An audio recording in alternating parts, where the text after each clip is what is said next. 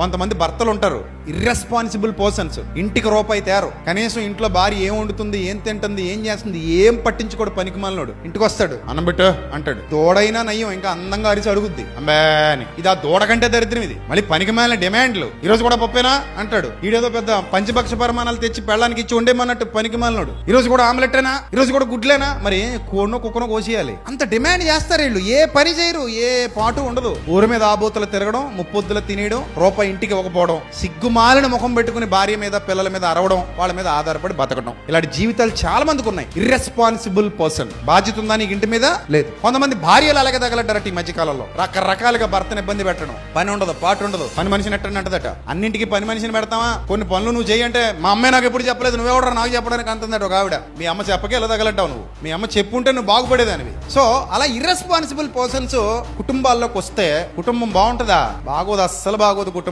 అస్సలు బాగోదు. నాశనం కుటుంబం.